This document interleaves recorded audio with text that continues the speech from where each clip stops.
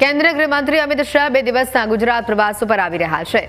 ગુજરાતને કરોડોના વિકાસ કાર્યોની ભેટ મળવા જઈ રહી છે। તારીખ 13 અને 14 સપ્ટેમ્બરે વિવિધ કાર્યક્રમોમાં તેઓ હાજરી આપશે।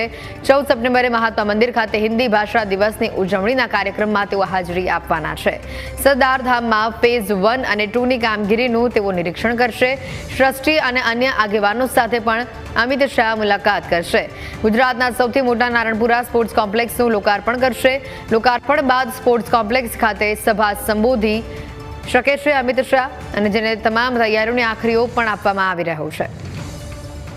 અને આ અંગે વધુ માહિતી મેળવીશું। ફોન લાઈન પર સંવાદદાતા જયેશ જોડાયા છે। જયેશ, આવનારા 2 દિવસ અમિત શાહ આવી રહ્યા છે ગુજરાત પ્રવાસ પર, અને ગુજરાતને કરોડોના વિકાસ કાર્યોની ભેટ મળવા જઈ રહી છે। વધુ અપડેટ શું?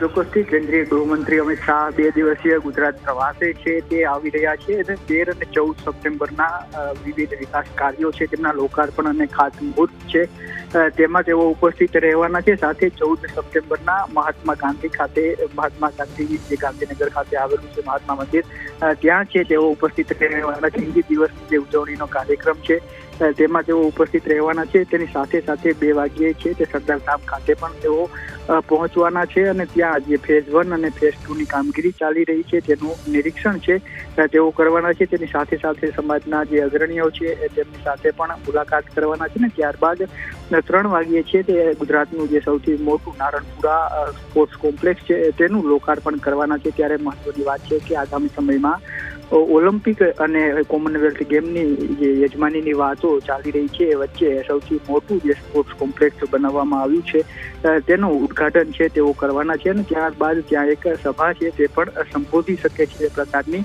તૈયારીઓ છે અત્યારે કરવામાં આવી રહી છે। જયેશ, આભાર માહિતી બદલ।